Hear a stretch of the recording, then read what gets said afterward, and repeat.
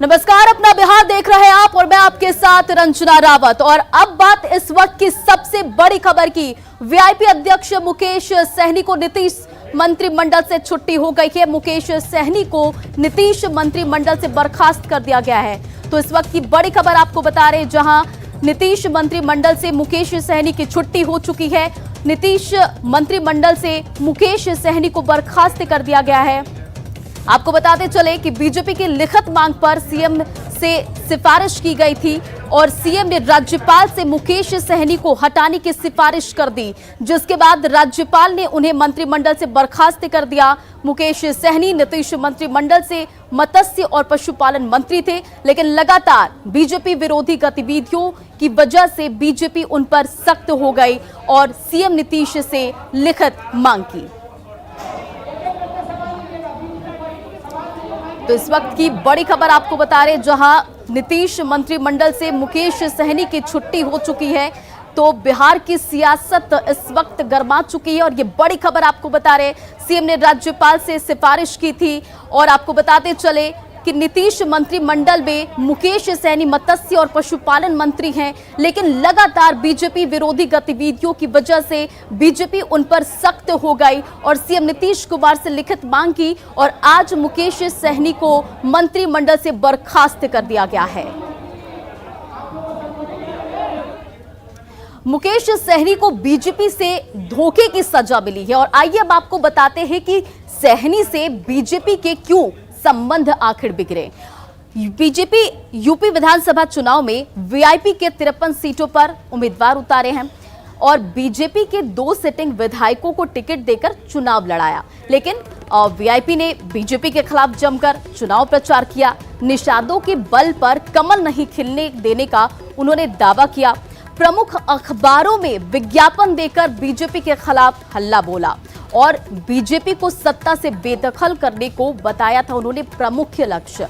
और यूपी चुनाव के बाद मुकेश सहनी पर बीजेपी के जो हमले थे वो लगातार तेज होते चले गए।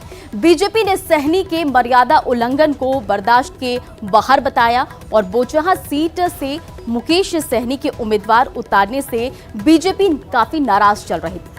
बीजेपी और वहीं पर वीआईपी के तीनों विधायक बीजेपी में शामिल थे और मान्यता उन्हें मिल गई।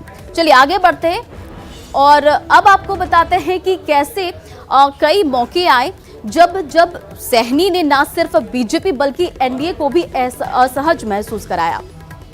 16 मार्च 2021 राज्यपाल कोटे की एमएलसी की सीट 12 सीटों पर शपथ ग्रहण का मामला सामने आया और अपने विधायकों के साथ राज्यपाल से जो मुकेश सहनी है वो मिलने के लिए गए। सरकार से समर्थन वापसी का उन्होंने शोर मचवाया और बाद में सफाई भी मुकेश सहनी ने दी और बयान दिया कि अगर जरूरत हुई तो फैसला लेने में देरी वो नहीं करेंगे। 11 मई 2021 की बात करें तो 11 मई 2021 को पप्पू यादव की गिरफ्तारी का उन्होंने विरोध किया था। पप्पू यादव की गिरफ्तारी को सरकार का असंवेदनशील उन्होंने रवैया बताया। 29 मई 2021 पंचायत प्रतिनिधियों के हक में सरकार की नीतियों का उन्होंने विरोध किया। पंचायत प्रतिनिधियों का कार्यकाल बढ़ाने पर उन्होंने जोर दिया। वहीं 26 जुलाई 2021 की बात करें तो 26 जुलाई 2021 मॉनसून सत्र से पहले एनडीए की बैठक मुकेश सहनी वहां पर नहीं पहुंचे। और चलिए इस पर अधिक अपडेट के साथ हमारे संवाददाता संजय इस वक्त लाइव जुड़ गए। संजय, देखिए अब जो है कि बड़ी खबर सामने आ रही कि मुकेश सहनी को बर्खास्त कर दिया गया, तो क्या बीजेपी से धोखा देने का उन्हें नतीजा मिला है?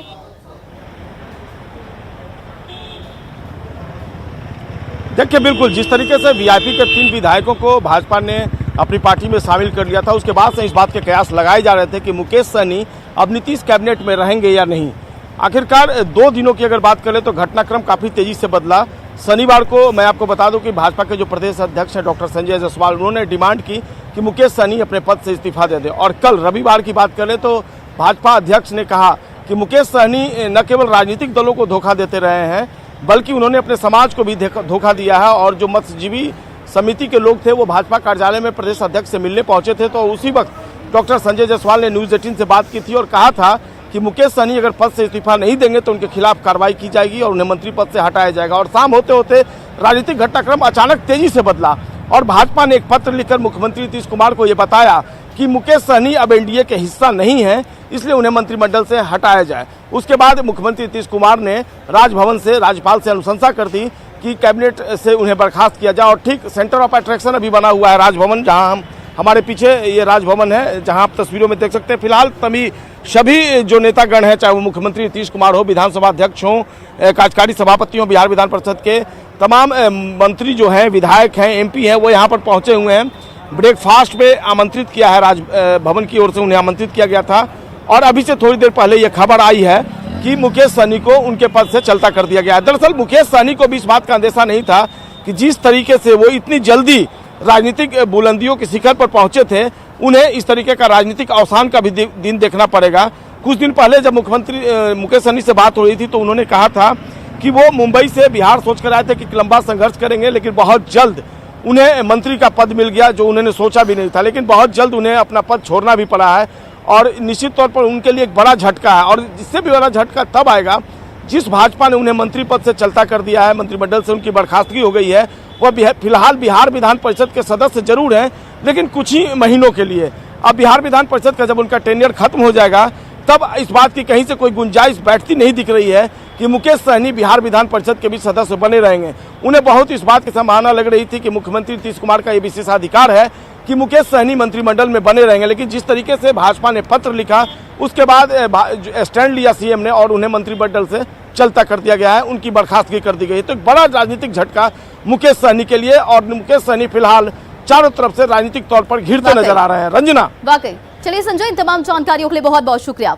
बढ़ते आगे, कांग्रेस प्रवक्ता ने कहा कि मुकेश सहनी को पहले इस्तीफा दे देना चाहिए था। वहीं बीजेपी ने भी सहनी पर निषाद समाज को ठगने का आरोप लगाया है।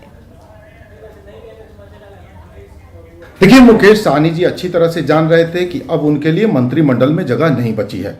भारतीय जनता पार्टी से अदावत के बाद उन्हें इस्तीफा दे देना चाहिए था, क्योंकि वो ये भी अच्छी तरह से जानते हैं कि नीतीश कुमार की सरकार भारतीय जनता पार्टी के दबाव में चल रही है, बहुत ज़्यादा दबाव में चल रही है।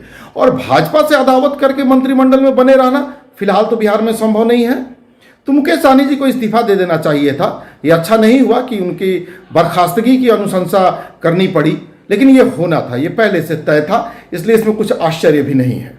माननीय मुख्यमंत्री जी ने ये अनुशंसा राज्यपाल महोदय को भेजे हैं कि उनको मंत्री पद से हटाया जाए, क्योंकि उन्होंने मछुआरा समाज को बहुत बड़ी क्षति पहुंचाई है, उनके अधिकारों से वंचित किया है और ये स्वयं व्यक्तिवादी राजनीति किया है। इन्होंने समाज के नाम पर राजनीति किए हैं और समाज को ठगने का काम किए हैं। और मुकेश सहनी को मंत्री पद से बर्खास्त होने पर आरजेडी प्रवक्ता मृत्युंजय तिवारी ने सहनी पर तंज कसा है। उन्होंने कहा कि सहनी को उनकी गलती की सजा मिली है। मुकेश सहनी जी मंत्री परिषद से बर्खास्त कर दिए गए। बीजेपी का असली चाल चरित्र चेहरा उजागर हो गया। मुकेश सहनी जी ने जो किया आज वो भुगत रहे हैं। जो गलती उन्होंने की उसी का खामियाजा वो भुगत रहे हैं। तेजस्वी यादव जी ने तो पहले ही कहा था कि मुकेश सहनी जी का कूपन रिचार्ज नहीं होगा। और बीजेपी तो जो दुश्मनों के साथ भी नहीं करना चाहिए, अपने सहयोगियों के साथ कर रही है। और मुख्यमंत्री नीतीश कुमार से आज राज्यपाल से शिष्टाचार मुलाकात की और राजभवन में सीएम के साथ सत्ता पक्ष और विपक्ष के कई नेता भी मौजूद रहे। राजभवन में ब्रेकफास्ट पर सीएम नीतीश और नेताओं के आगमन को लेकर सुरक्षा के पुख्ता इंतजाम किए गए थे। संवाददाता संजय कुमार ने जायजा लिया, ये रिपोर्ट देखिए। मुख्यमंत्री नीतीश कुमार सीएम आवास से निकलकर राजभवन की तरफ जाते हुए, और तस्वीरों में आप देख सकते हैं सीएम का काफिला धीरे धीरे राजभवन की तरफ बढ़ता जा रहा है। दरअसल एक परंपरा रही है कि जब सेशन चलता है हाउस का, असेंबली और काउंसिल का, उस समय जो भी सदस्य होते हैं, विधानसभा अध्यक्ष होते हैं या फिर कार्यकारी सभापति, मंत्री, विधायक, एमएलसी और इसके अलावा जो मेंबर ऑफ पार्लियामेंट है, इन सभी को राजभवन द्वारा आमंत्रित किया जाता है ब्रेकफास्ट पे। और 3 दिनों तक का यह कार्यक्रम है जो सूत्रों से जानकारी मिली है। और उसी में तमाम जो नेतागण हैं वह ब्रेकफास्ट के लिए राजभवन पहुंचे हैं। और यहाँ पर मुख्यमंत्री एक खास राजनीतिक घटनाक्रम है। जिस तरीके से मुकेश सहनी को हटाने की अनुशंसा की गई थी भाजपा की तरफ से, उसके बाद मुख्यमंत्री ने भी राजभवन में उस पत्र के आधार पर अनुशंसा की है मुकेश सहनी को हटाने के लिए। और कल संजय जायसवाल ने यह बयान भी दिया था कि मुकेश सहनी ने मछुआरा समाज के लिए कुछ नहीं किया है और उन्होंने दलों को धोखा देने के अलावा अपने समाज को भी धोखा दिया है। तो वही डॉक्टर संजय जायसवाल भी अंदर गए हैं as a member of parliament और मुख्यमंत्री नीतीश कुमार भी अंदर मौजूद हैं। और इस ब्रेकफास्ट के अलावा देखना होगा इस राजनीतिक घटनाक्रम को लेकर भी कोई डेवलपमेंट होता है या नहीं। कैमरा पर्सन अजय दुबे के साथ संजय कुमार, न्यूज़ 18 पटना। और बख्तियारपुर से बड़ी खबर आपको बता दें, सीएम की सुरक्षा में चूक का मामला जो सामने आया था और घटना के विरोध में बख्तियारपुर बंद, आम लोगों और दुकानदारों ने बंद का समर्थन किया। तो ये बड़ी खबर बख्तियारपुर से आपको बता रहे, जहां घटना के विरोध में आज बंद का ऐलान किया है। सीएम की सुरक्षा में ये चूक का पूरा मामला और घटना के विरोध में आज बख्तियारपुर बंद है। तमाम लोगों का समर्थन भी मिल रहा है, आम लोगों दुकानदारों ने भी बंद का समर्थन किया है। शासन कमजोर रहने के कारण ऐसा काम हुआ। क्या हुआ? उन पर सामना हाथ लगा दिया। बाजार किस लिए बंद रखे हुए हैं? उन्हीं के लेकर के दुख सूचना मिलने के कारण। मतलब आप लोग व्यापारिक वर्ग हैं? हाँ, व्यापारी वर्ग है। और मुख्यमंत्री नीतीश कुमार की बख्तियारपुर स्थित आवास पर आज सुबह बड़ी संख्या में लोग पहुंच रहे हैं। कल मुख्यमंत्री पर एक विक्षिप्त युवक ने हमले की कोशिश की थी और इस घटना से बख्तियारपुर के लोग आहत हैं। लोग सीएम से माफी मांग रहे हैं। सीएम से बख्तियारपुर स्थित आवास पर पहुंचे लोगों ने माफी मांगी। सीएम के भाई ने कहा कि इस घटना के लिए सबको माफ कर दिया गया है।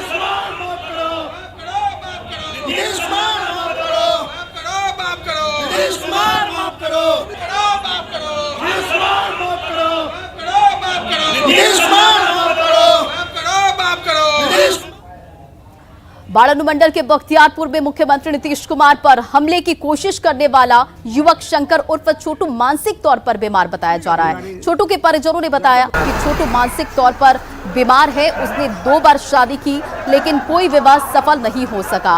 आरोपी शंकर की भाभी ने बताया कि उसने ससुराल में फांसी लगाने की कोशिश भी की थी और उसके बाद से उसकी दिमागी हालत सही नहीं है।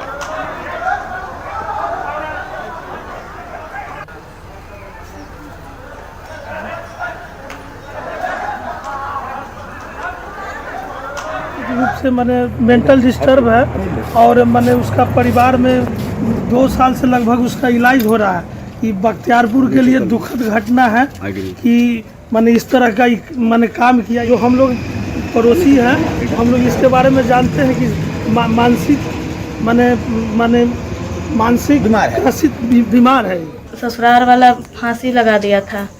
किसका? उसी को फांसी लगा दिया था, जहने से वो पागल नियन करने किसको फांसी लगा दिया था? जी शंकर कुमार को। इलाज के आईसीयू में भर्ती था तो इलाज करवाया था। वही बच्चा जहिए से वो पागल नियन करने लगा। घरों में सबके बड़ा छोटा किसी को नहीं देखता, ईंटा पत्थर चला देता है। कभी छत्ता पर से कूद जाता है, कभी कुछ करता है, कभी कुछ करता है। कोई भी दुखित रहेगा, कोई भी माननीय मुख्यमंत्री जी हैं और हमला करेगा तो दुख की तो बात है ये है। चलिए अब आपको बताते हैं कि विपक्ष फिल्म का विरोध आखिर क्यों कर रहा है और सत्ता पक्ष इसके समर्थन में आखिर क्यों है। विपक्ष का कहना है कि फिल्म नफरत फैलाने वाली है, फिल्म धर्म विशेष के खिलाफ है, फिल्म हिंसा का समर्थन करती है, जबकि सत्ता पक्ष का कहना है कि फिल्म सच को दिखाती है। फिल्म में कश्मीर पीड़ितों का जो दर्द दिखाया गया, फिल्म में नरसंहार की सच्चाई है और सच्चाई से ही सद्भाव आएगा। और देश शराब तस्करी के लिए सेफ कॉरिडोर बनता जा रहा है कटिहार का मनिया हॉल्ट। कटिहार जंक्शन से महज 6 किलोमीटर पहले ये हॉल्ट है और बंगाल से आने वाली ट्रेनों से शराब की बड़ी खेप लाई जाती है। तस्वीरें आपके सामने और तस्वीरों में आप साफ देख सकते हैं कि कैसे यहाँ पर खुलेआम शराब से भरे कार्टन की ढुलाई होती है। स्थानीय लोग कई बार इस रैकेट का विरोध भी कर चुके हैं, मगर प्रशासनिक सहयोग नहीं मिलने से इस पर बहुत हद तक अंकुश नहीं लग पाया है। इन तस्वीरों को आप देखकर अंदाजा लगा सकते हैं कि पुलिस का जो भय है उसका आलम क्या है।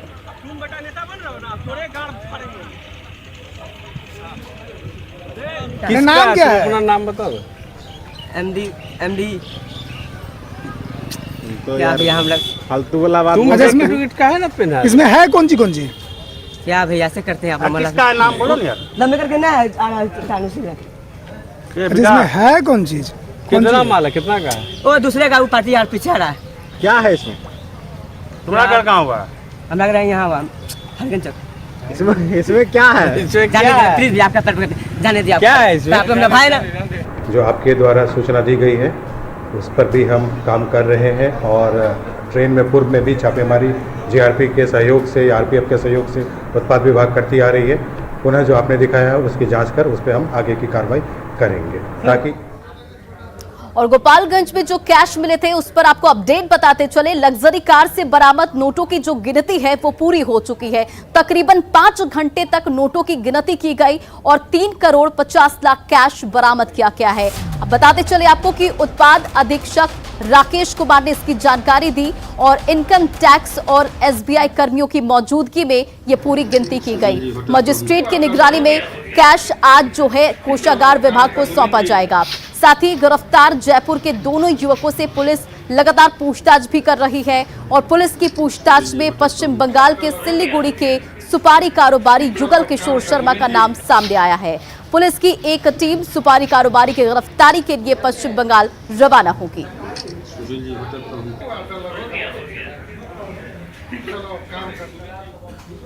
रात तक गिनती हुई है, देर रात तक, तो उसमें गिनती के बाद जो है 3.5 करोड़ रुपया था वो, तो उसको हम लोग जो है सीलबंद करके उसको अग्रेतर कार्रवाई के लिए स्थानीय थाना को दिए हैं और गिनती के समय इनकम टैक्स की भी टीम थी, स्थानीय थाना भी था। तो अब उस पर आगे की जांच जो है इनकम टैक्स विभाग और पुलिस के द्वारा किया जाएगा। और इधर कटिहार में मनसाही थाना प्रभारी राधेश्याम यादव के गाली गलौज का और धमकी का ऑडियो वायरल हो रहा है और इस मामले में एसपी ने संज्ञान लेते हुए मनसाही थाना प्रभारी को सस्पेंड कर दिया है। बिशनपुर निवासी पीड़ित रंजीत चौधरी के मुताबिक 4 बीघा से ज्यादा जमीन पर उनके पड़ोसी अरुण चौधरी, तरुण चौधरी और कई लोगों ने मिलकर मकई की फसल को काट लिया और इसकी शिकायत पर जब थाना प्रभारी से कार्रवाई की गई तो बजाय पंचायती से मामले का निपटारा करने का दबाव बनाने लगे और उनसे पंचायती की बात भी मानी, लेकिन उससे थाना प्रभारी और समाज के कई लोगों ने रुपए ऐंठ लिए। थाना प्रभारी ने उसके साथ फोन पर बदसलूकी की और केस में फंसाने की धमकी भी दी। और आइए आपको सुनाते हैं वायरल ऑडियो का अंश। बताइए कि क्या करेंगे सर हम? तो अलगात ना तो अपने अलगातर से वही तो अपने अलगातर है तो कुछ मत कर, ठीक है? जो अपन काम कर सर, हम नहीं बोले ना, तू अपन काम कर, ठीक है? तू अपना चक्कर में रहो, तुम अब हमसे बात मत करना। जितना तारा तो बवाल तो ही किया ना गाली देना से सर अपने देते जाइए गाड़ी, खूब गाड़ी ना तो तुम रोज डेट देता है, वही डेट देता है। फोन बराबर बराबर करता है कि तुम पंचायत करो नहीं तो तुमको केस में हम डाल के फंसा के पकड़ के भेज देंगे। और गंदी शब्द से गाली देता है सर, एकदम उल्टा सीधा करता है और सर गंदा गंदा गाली मेरा पत्नी के साथ भी, हमको भी सर टोटल हम मोबाइल में मेरा पास सबूत है। आप ही वायरल करवाए हैं? जी सर, हम ही करवाए हैं सर। क्या चाहते हैं आप? हम चाहते हैं सर मेरा न्याय मिल जाए। गरीब आदमी खेती किए हैं, मकई सर मेरा काट दिया है, हमको न्याय मिले सर। और अपना बिहार के इस बुलेटिन में फिलहाल इतना ही। बने रहें आप न्यूज़ 18 बिहार झारखंड के साथ।